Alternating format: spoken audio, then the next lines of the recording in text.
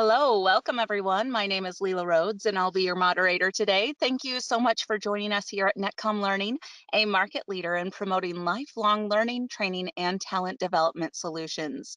We are very excited to host today's webinar, CEH V11 First Look by NetCom Learning Ethical Hacking Free Course.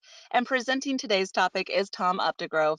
Tom is an information security expert with over 35 years of experience, and he has extensive experience in computer network security, firewalls, switches, IDS, VPNs, remote access, disaster recovery, and backup planning. He has worked on the creation and deployment of solutions for protecting networks, systems, and information assets for over 10 years for diverse organizations. His training techniques have a proven track record of delivering in-depth knowledge of his practice areas. Now, please bear in mind that this is still just an overview of a very robust topic.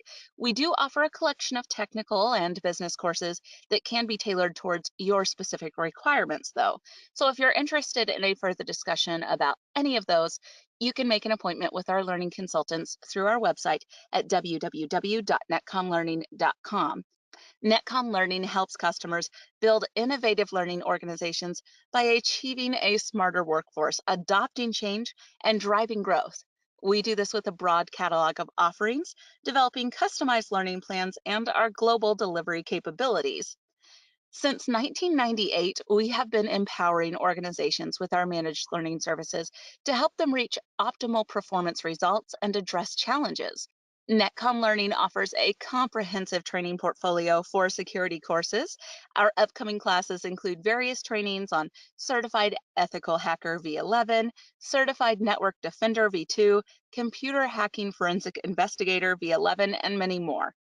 Private training to teams is also available, and those learning plans can be customized to the specific needs of that audience.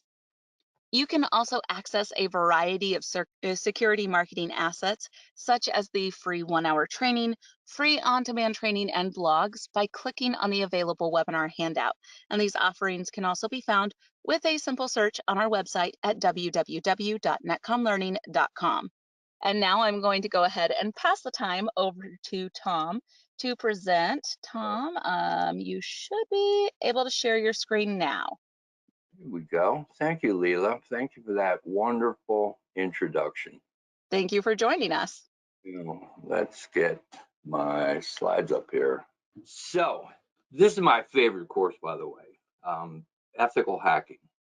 I've been teaching this course since like version 6, and it's come a long, long way. There's a lot. I have a lot of material here, and they used to describe this course, and this course pretty much stays true.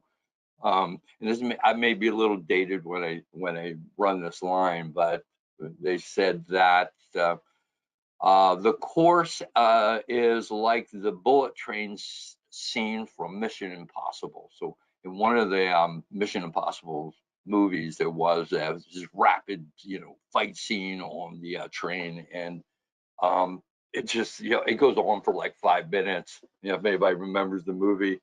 And but that's what this course is like. It just, there's a tremendous amount of material. And I guess the best way to start off is really, what is a hacker, right? What's hacking about? And so it's funny. So we say to beat a hacker, you got to think like a hacker. There actually is an RFC, which describes a hacker as somebody who figures things out and makes something cool happen. But today, the term hacker is kind of, at least by the news media, somebody who breaks into computers. But it's really not true. And today we make a distinction between hackers, crackers, and threat agents. And so a hacker really is somebody who looks at anything, any particular device, system, machine, and finds other uses for them. They just like to think outside the box. Okay? So hacking is basically that. But to be an ethical hacker, you need to understand all the elements of information technology systems. And that runs anywhere from computers through networks and the whole concept of networking, as well as web applications. And today, we're in such a world of software as a service. I mean, even now, we're delivering this presentation over a software as a service system. You are connecting your computer via a web browser to some web service. There's a tremendous amount of back-end computation going on, and there's all types of exploitable elements to that computation. So we try to understand these elements. We're in a world of mobile devices.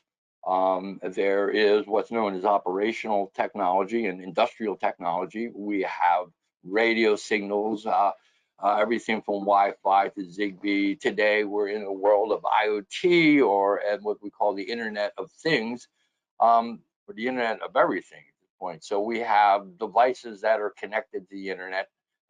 Everybody probably today has some type of smart device that they probably have an Alexa or some type of communication,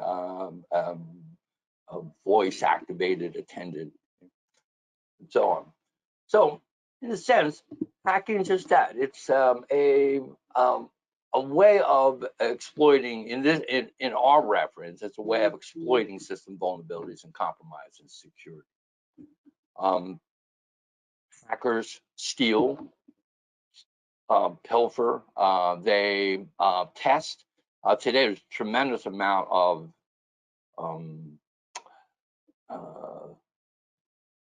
what we call reconnaissance on the networks, so that threat agents, and the threat agents come in variety of criminals.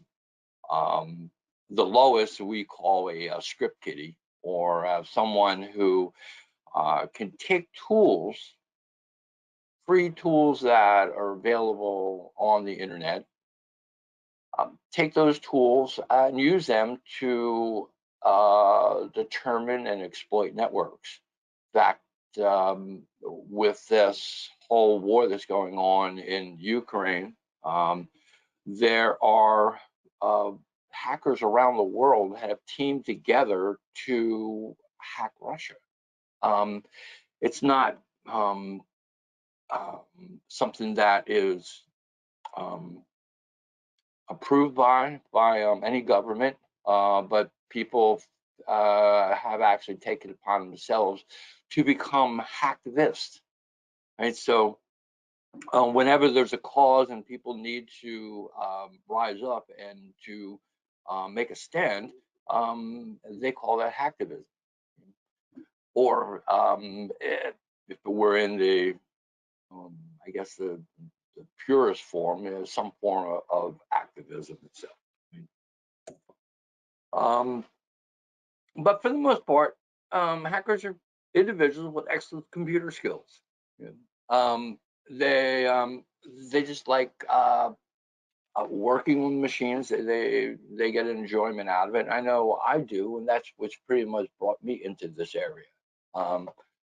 I've always loved playing with puzzles. I've always loved a challenge, an intellectual challenge. So I find that computer systems provide that. Okay, and if you're like me, you have an interest in those things, then you would like to kind of poke around and actually learn how to hack systems. Some more objects on ethical hacking, in each of these slides, you could kind of take some time to read through them. I got a ton of slides, and I'm just going to really highlight some of the things that are kind of interesting. And now, why should you care, or why should you get involved? Okay, because if you don't know something about it, you're prone to be affected by it. Okay?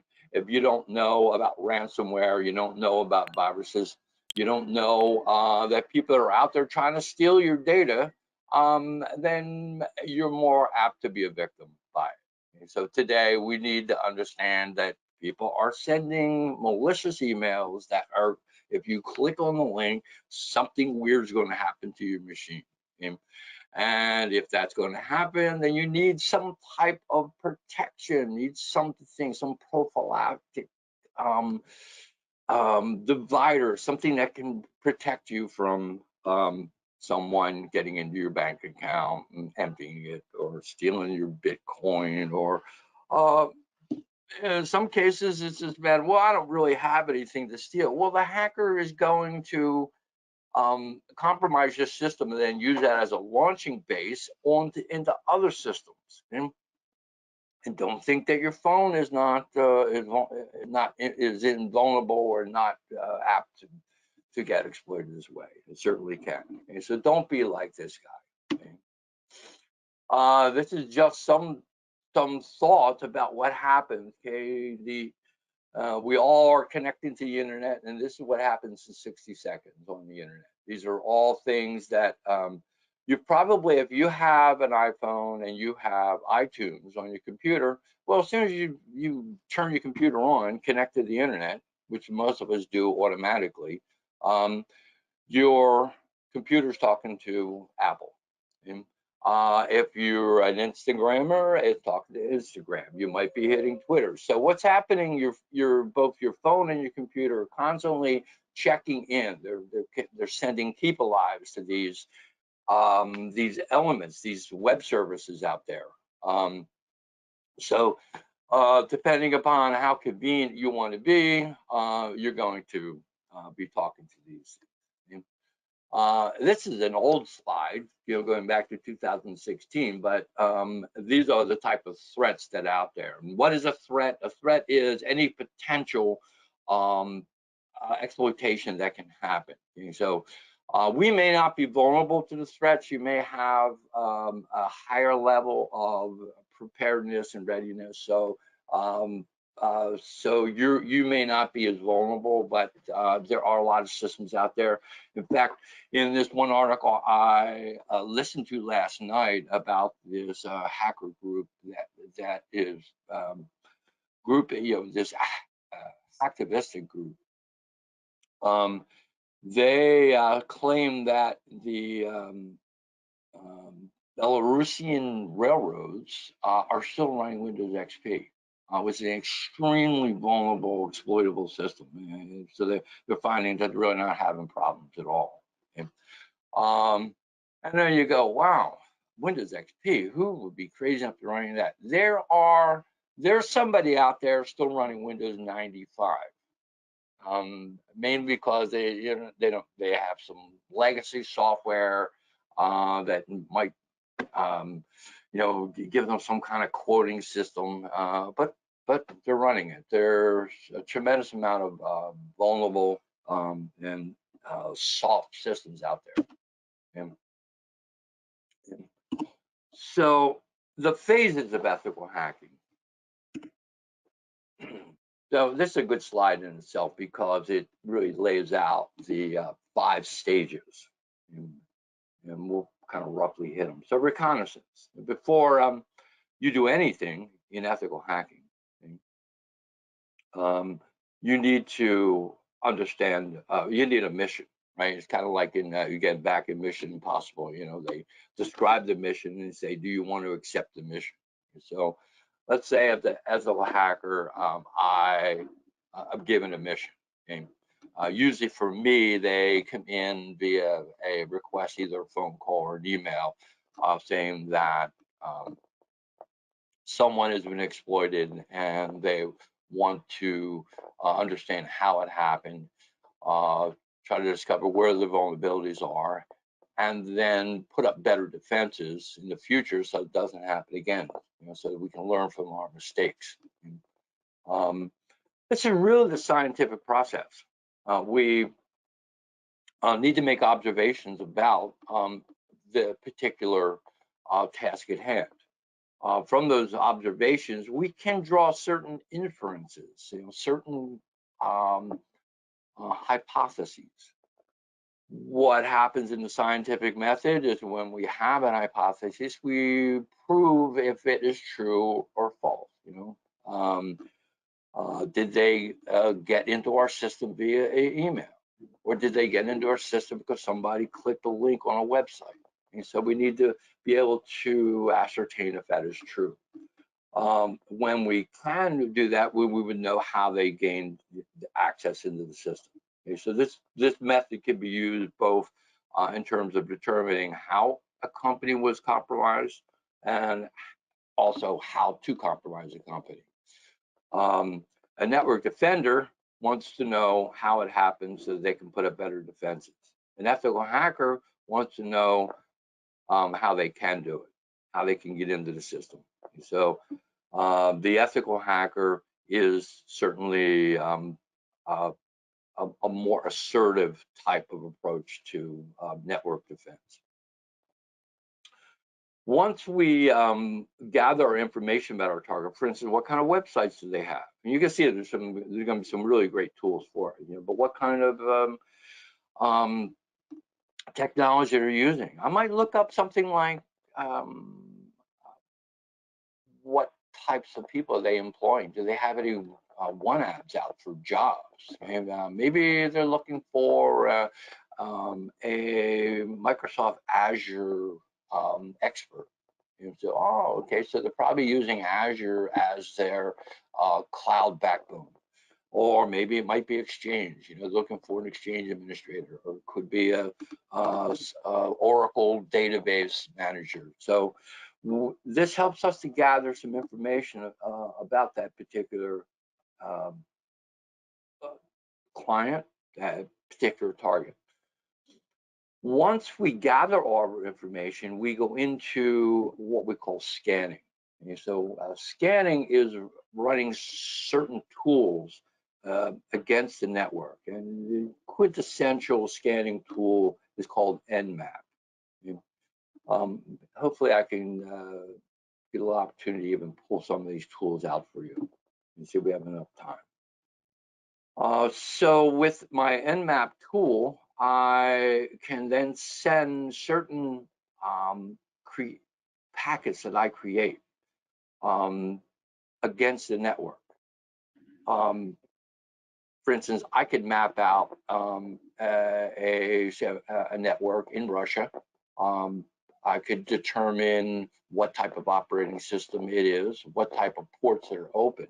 So the scanning tells us live hosts, live machines that are responding to my request. And as well, by going a little deeper with my scanning, I can find what ports and services are there. A service might be something like a mail handler, an email system.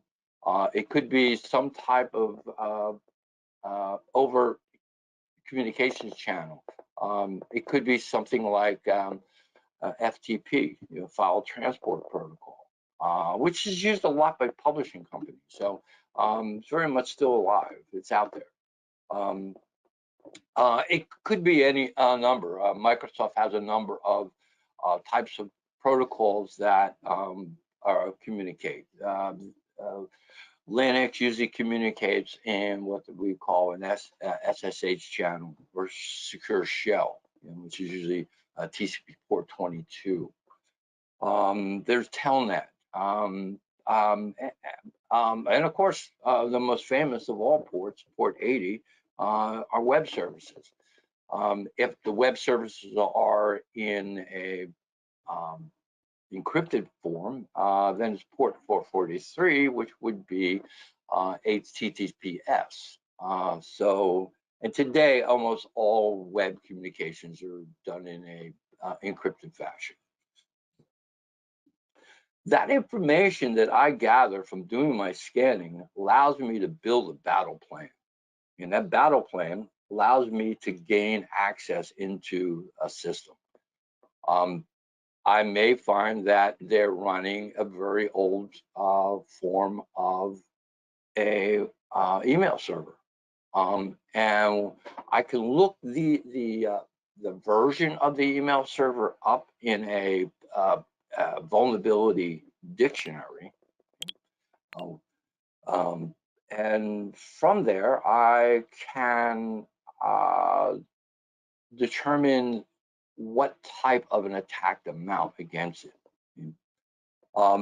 By mounting that attack or manipulating it in one way or another, I mean, it takes a little skill, a little art to find the right combination.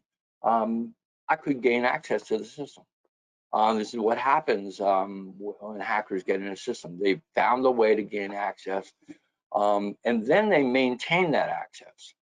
And by maintaining access, they are going to plant something on the system that allows them to get back in there, even if somebody reboots. And in fact, sometimes the rebooting is what really secures their foothold in the system. Doesn't take much. As long as they have some type of foothold, they can make that foothold bigger. They get a handhold. Okay, now they got the whole body in there, right? So, and they can upload more tools. And then from that particular little crack, that little system they get in there, they can now start to scan the inside of the system, okay, internally. They use the same tools that they did for the outside of the system. And then they start to move to find and map out the entire system. What operating systems, level, what type of security do they have? Do they have branch offices? Just recently, just last week, I had someone who let a threat agent onto their system, and they were in a remote session through a VPN to their office system, and they let the threat agent into the office environment. So it took a bit of digging to find the way that they gained access and what they gained access to, and then they started to drop what we call RATs, okay, a remote access tool. And, that RAT allows them to get back in there. Now there are some white labeled RATs. Okay, TeamViewer is one such. VNC, virtual network connection, was really created by RCA years ago. It's still commonly used for remote access. Okay? Now, once they have achieved their missions, now they're going to clear tracks. And by clearing tracks, they may say destroy the logs. They may manipulate the logs so that it's a lot harder for someone to forensically identify when they came in, what they did, what they accessed, what they took with them. And so by manipulating that and clearing tracks, it also makes it harder for an investigator to determine what went on, as well as for anyone to know that they're actually in the system. So usually, in the past, it's been several months before anyone's really determined what is going on. So that, in a nutshell, is kind of like the steps that we actually go through when doing these types of exploits. It's scanning. There's pre-attack phase. Like I said, we use port scanners, and they help us to gather some information. We gain access, as I said.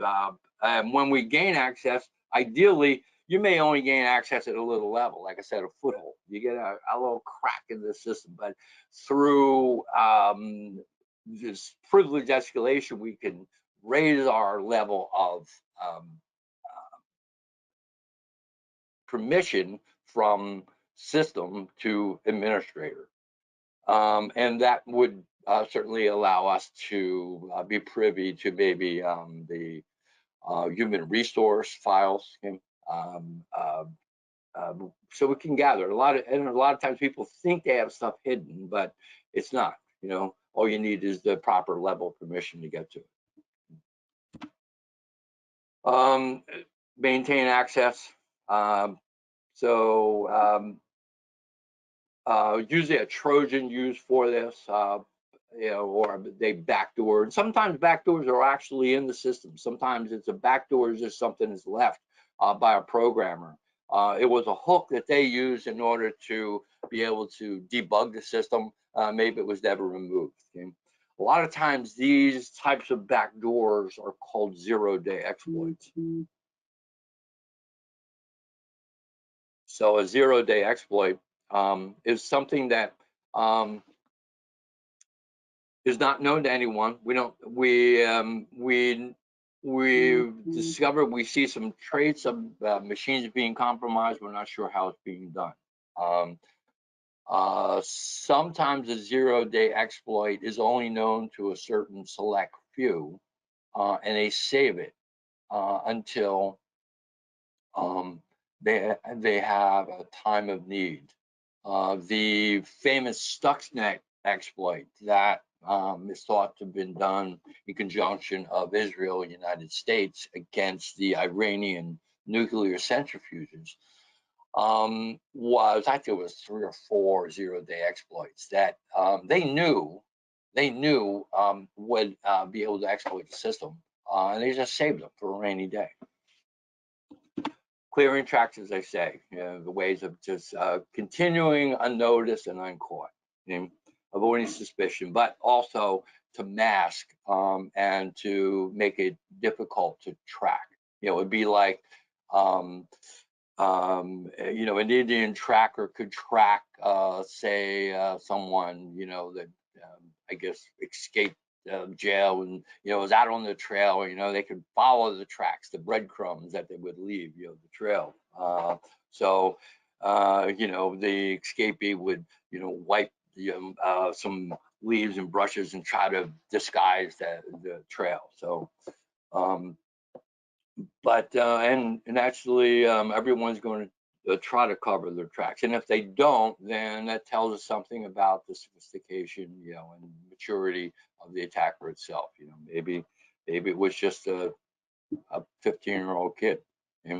And in many ways age today has very little to do with it. I think one of the biggest hacks in this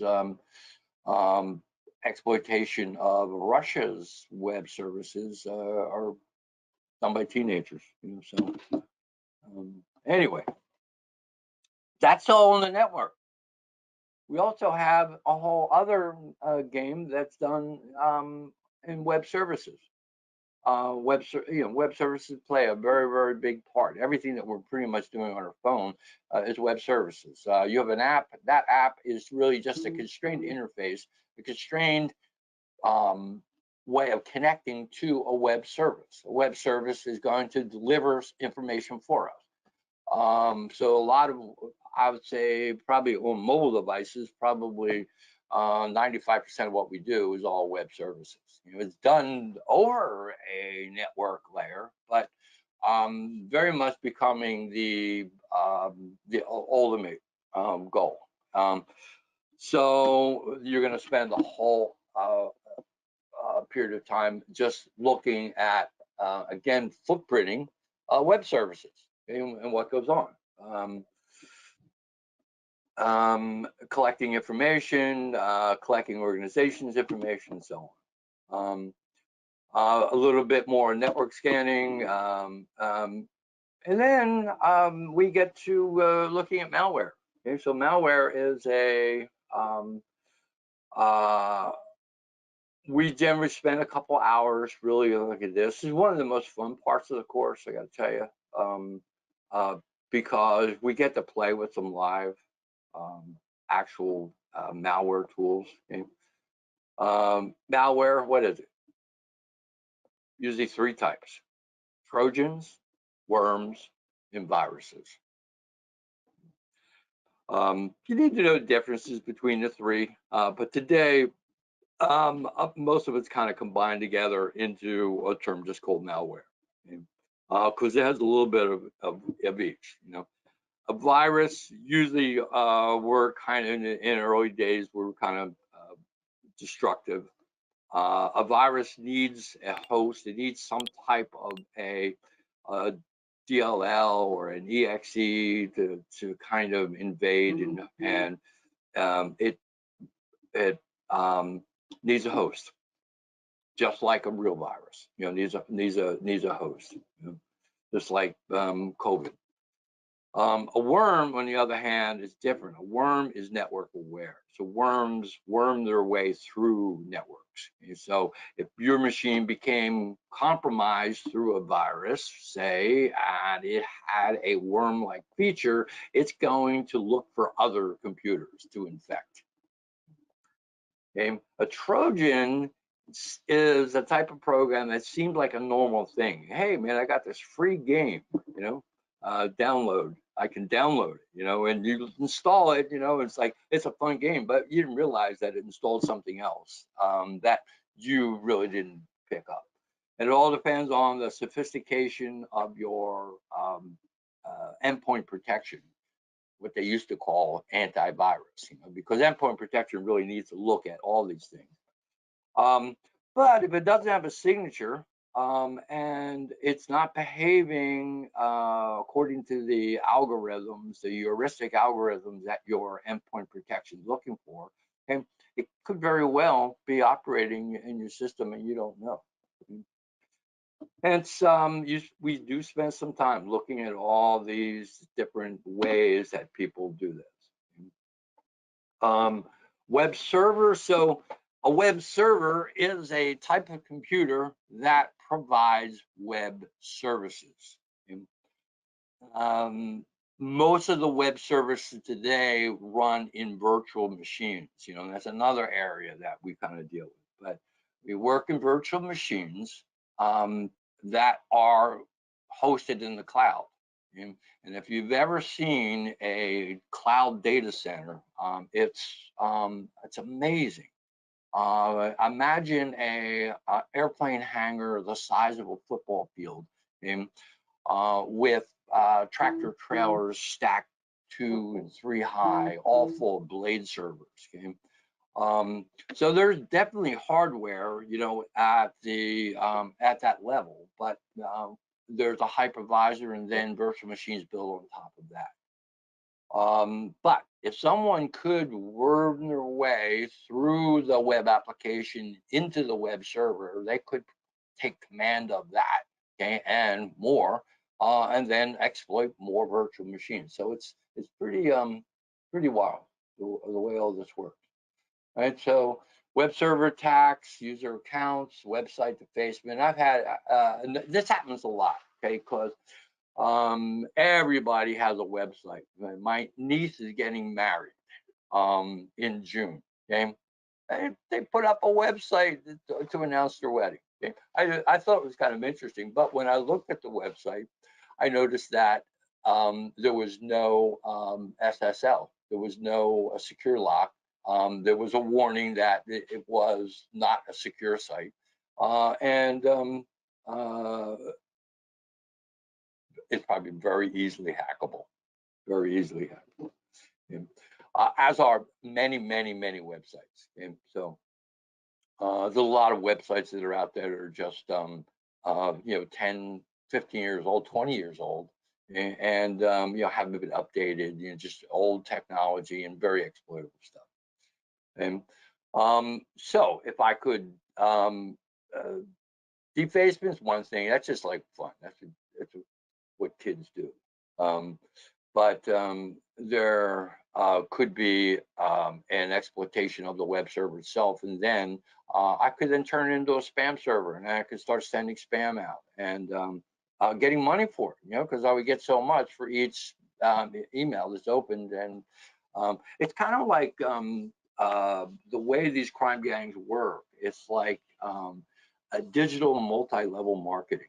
Okay, so I come up with a tool or a scam, and I can rent that scam out to you, and then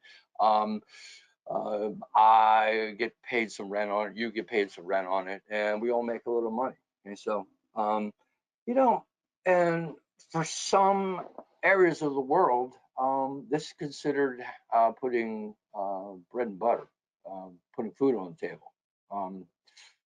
I understand it. I can't condone it, but people have to live, don't they? And so we have to be aware of it. We have to know.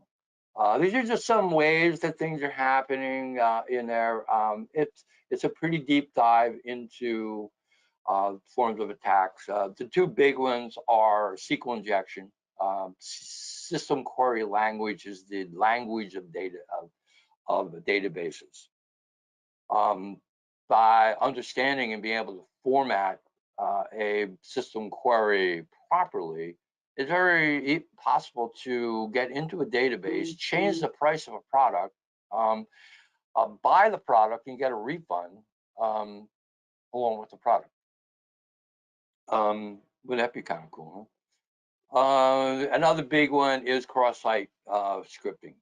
These are ways of mixing messages that are sent to the backend server to access another site. Ways of confusing the web application into giving up information it shouldn't, and ways of taking ownership of it.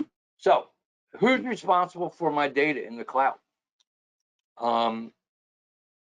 Is it the cloud provider?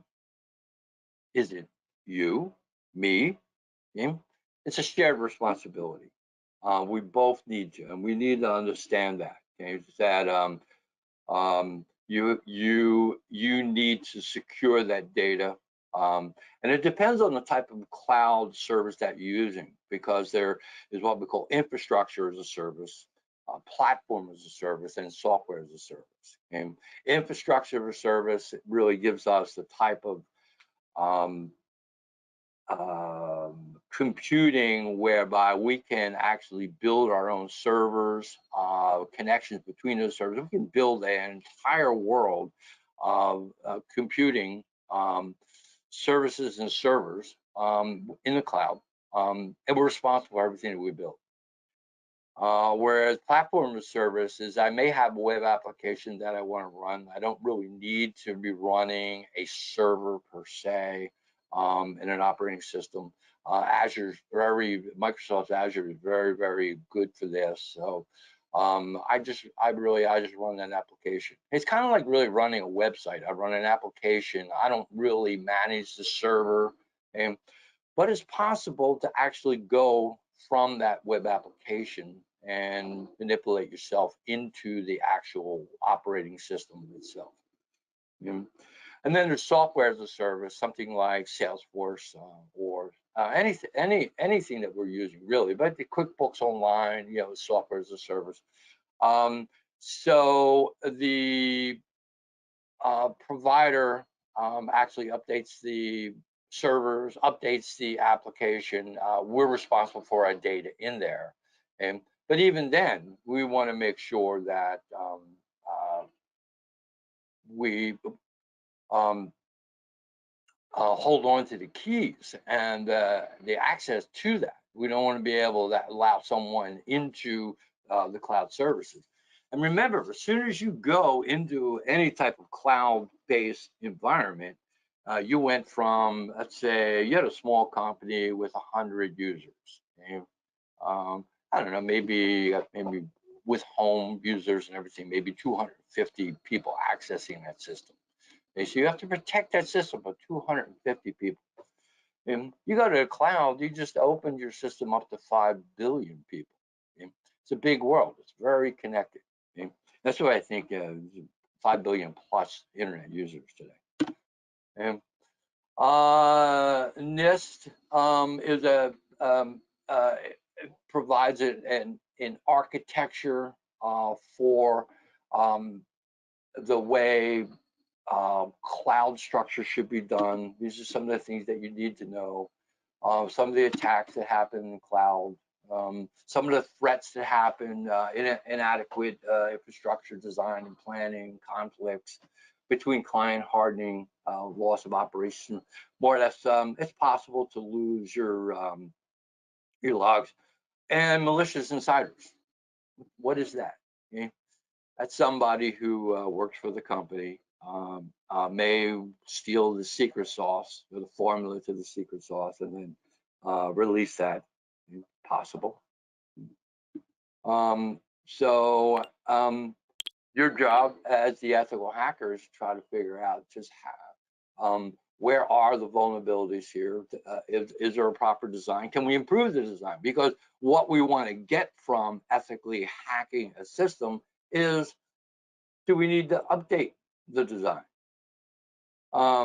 Do we have some conflicts? More or less, sometimes things are overprotected, over secured, and it's getting in the way of performance. So can we find a happy medium between security, okay, and performance? Okay? We need to. Um, so a whole bunch of things that can happen from data breaches and so on. My favorite one on this list is number 36, the economic denial of sustainability, EDOS. Well, there's a thing called DOS, which is a disruption or denial of service. So it's possible that I could send so many, let's say your phone, okay? If I had 100 people all simultaneously calling your phone, all at the same time, you would never be able to answer the call because it would just jam the system. We create denial of service or distributed denial of services sometimes on the phone systems when emergencies happen and everybody's trying to access the phone. Well, hackers know this. Hacktivists know this. Now, this is probably a lot of what's going on with these hacktivist group in Russia today. They just overwhelming web services, and web services can't handle the thing. Sometimes we shoot ourselves in the foot. When healthcare.gov went online initially, they didn't expect so many people to be inquiring about it, and the system just shut down. Normally this happens a lot with systems. Coinbase did the same thing when they started up. So it takes a while for people to really be able to understand what scalability is about and how they can scale and having that. But economic denial of sustainability is a form of denial of service whereby you cannot afford to pay for the cloud services anymore. And how could that happen? Well, if someone got your access keys to your system, let's say they start doing some Bitcoin mining or some type of crypto mining on your systems and spun up a bunch of systems, the next thing you know, you come back, like $100,000 bill for your monthly services. I mean, that services can build up quick. If you didn't have any controls on it, okay, you could wind up in a lot of trouble. So there needs to be controls and ways of maintaining your sustainability. And this can happen in a lot of ways.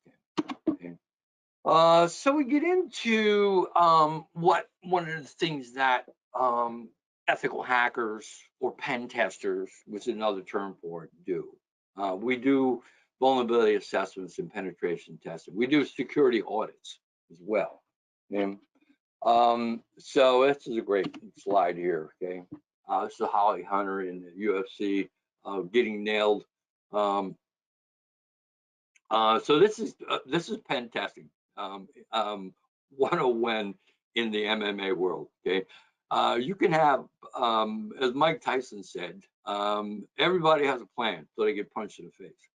Okay? So you could have self-defense skills, planned out, but have you really tested them? Okay, same thing goes for sports. Okay, so I just love these two slides because take football. They you don't think that they spend a certain period of time doing reconnaissance, looking at every conceivable play that other team is running, how they dealt with them last time, looking at their strengths, their weaknesses. Okay, developing a play plan, an attack plan on the field. But once they get to the actual hike, and that play starts, things change. So it's their ability to kind of think on their feet. And the only way to really test this is do it for real. And so that's the difference between pen testing and vulnerability assessments and security audits, which is these are just some threat categories. All right, so a slide here. Let's see. There you go. This is the one I was after. All right, so these big three: security audit, vulnerability assessment, penetration testing. All right, so an audit is simply this is the first thing I start normally when I take on a new client. Okay, I audit. Do they have a security policy, a written formal security policy? Okay? What does that policy state? It should talk about the systems they have, the employees they have, the functions they have, what their jobs are. Or do they have any compliance issues? For instance, do they accept credit cards? Do they have a payment card compliance issue that they have to deal with? Are they in the medical field? Do they have the Health Information Protection Act that they have to deal with? Are they in finances? Do they trade? So different companies have different compliance requirements and how they're being dealt with. So that's all in there. So we can tell an awful lot through a security audit and through questionnaires. More or less just the way people answer questions. We can get a pretty good idea of what the risk exposure is. And by that, it means that, if they're not, if their operating systems are legacy, 2 or 3 versions back, if they have no endpoint protection, no antivirus, if they're not patching their systems. Okay, so we get a really good idea of what's going on right away. A vulnerability assessment is a next higher level. Normally, this is done with a automated tool, Nessus, Qualys. There's a number of them out there. That tool will do basically what we did manually. It will scan the system. It will look for open ports, it will look for services, it will look for the versions of the services, then compare them to a database of known vulnerabilities, and come up with a really good report as to what vulnerabilities there are. And as well, it will give a list of remediation. And this is usually what most companies want done. Okay? And these two terms kind of get mixed up, I might say. Vulnerability assessment and penetration testing. So penetration testing is we actually go in there and we know the vulnerability exists, okay? And just like Holly Hunter in the UFC, tries a kick, tries a punch, going for a vital area, and try to take them out. A full-blown red team penetration test is going to do that. It's going to tax the actual production system to see if it sustains an attack. And depending upon, they may have some disaster recovery. They should have a disaster recovery plan as part of that security policy and as to how well it works. Maybe they take it out and they have a backup system. It rolls right over. And so very important, these 3 stages. What's in the course?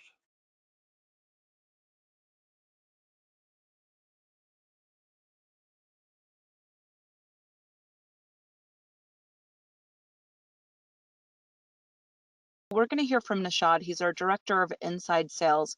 He's going to introduce some of our promotions and webinar-related courses for us. So while he does that, that is an excellent time to get your questions into the question panel. Nishad, are you with us? Yes, Leela, I'm right here. How are you? Good. Thank you for joining us. Absolutely. Allow me to show my screen. You should be able, there we go. Yep, Is it I can visible? see it. Yes. Wonderful. I know time is an essence, so I'll be very brief. I would like to first thank all of you for joining us today. Tom did a fantastic job. As a trainer myself, I was patiently listening every single in details and how he was walking us through the CEH content in such a deep dive just to understand holistically the things that are covered. And I believe that part of his engagement is amplifying our purpose. NetCom's purpose is to promote the value of lifelong learning. Even though the screen may look very simple, I wanted to mention that because on an ongoing basis, NetCom has engaged in a worldwide in so many different types of, not all the time we are running looking at that, are we making money out of that process? We are not only promoting the values of lifelong learning, especially in IT, and I want to point out the vendors that we cover is not only just the EC Council, Microsoft, AWS, Google, Cisco, CompTIA, just to name a few.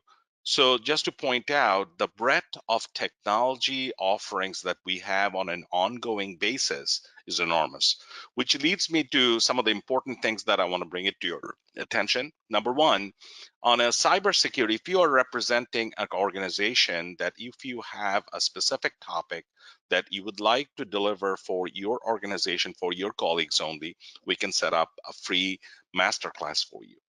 And again, all these links, we're going to put it on the chat, and also we'll email you. So should you have any specific requirement, would be happy to assist you. Most importantly, the world is now heading towards subscription model. So I want to quickly introduce you to a NetCom Plus subscription model, which includes over 500 instructor-led virtually run, just like the way you attended today with the way Tom was delivering the class. You would be attending virtually from anywhere in the world, and it covers over 500 courses. And again, just to point out what they are, I'll talk about the price as well, but it covers mostly, AC Council is definitely part of it, all the courses that we offer, and as an authorized partner, we are running all authorized curriculum courses. Microsoft, AWS, and Cisco are some of the other areas. You can certainly look into this page. We'll share the link with you. Just to point out, if you look at all the courses on my left, I can even choose EC Council. That gives me the courses that it covers. The CEH, which is the Certified Ethical Hacker, is part of that subscription. You have the Digital Forensic Essential, you have Ethical Hacking Essential, and also the Network Defense Essential. And once the new course gets launched, I'm pretty sure we're going to be adding to that subscription as well. Now, the important part, how much is it? Its price of one course pretty much actually covers for the entire year. It's a 12-month subscription. For a single buyer, it is $2,999 per subscription. But if you have a group of 10 learners or more from an organization, price drops to $24.99. But again, you can certainly explore more by visiting the page. And more importantly, do get in touch with us on an ongoing basis. Leela is going to share the link as well, that we are running so many different master classes, webinars, and varieties of topics based on your interest and job requirements. Please feel free to join in anytime. Once again, I would like to thank you for your attendance today. We look forward to serving you for the years to come. Thank you. Back to you, Leela. Thank you so much. We are going to go ahead and thank Tom for joining us. In addition to today's wonderful event, we have a lot of informative webinars that are coming up. So please go to www.netcomlearning.com/webinars/ to register for any of those. We want to thank you all for joining us today. If you do come up with any additional questions, please feel free to send them to us at webinar@netcomlearning.com at any time, and we hope that you found today's webinar to be informative. We really look forward to seeing you back here with us very soon. Also, feel free to tell your friends and colleagues about our webinars and other courses. Once again, thank you, everyone, and have a wonderful day. Thank you, Leela. Thanks, everyone. Bye. Thank you.